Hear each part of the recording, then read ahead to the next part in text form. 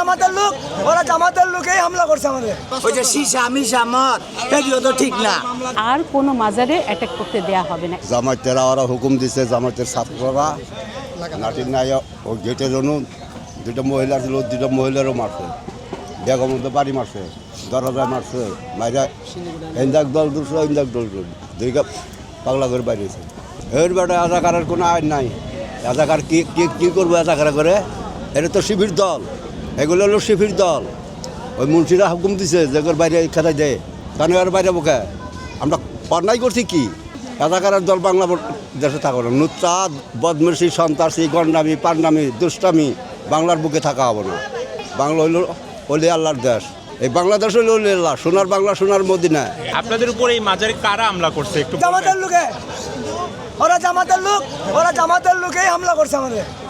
কেন ওরা হামলা করছে? ওরা হামলা করছে, ওরা টাকা পয়সা লুট করবে পাগল ফকিরের, মাজার ভাঙবে, মাজার থাকতে দিবে না। আর ওরা যা বলতেছে মাদক না, কোন মাদক না, ওদের আসল নেশা গেলে মাজারের টাকা লুট করবে।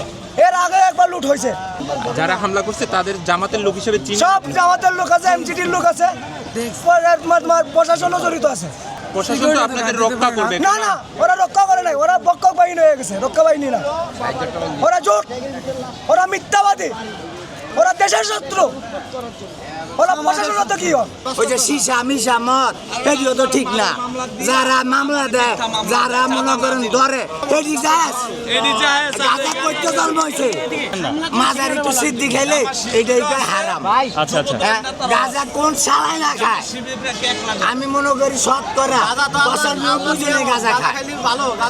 আমরা গাঁজা খাই, মাগার মদও খাই না, কারোর হারামও খাই না, সুদও খাই না, লাভও খাই না। আপনাদের উপর যদি আবার হামলা করতে আসে তখন কি করবেন? এই তখন আমরা কায়দা মেলালাম, নিজের জান বাঁচাইতে গেলে, নিজের ইজ্জত বাঁচানো লাগা তখন ভাড়া মেলালাম। কেউ মারছে কইতে পারবো না, পাবলিকের মায়ের বিচার নাই।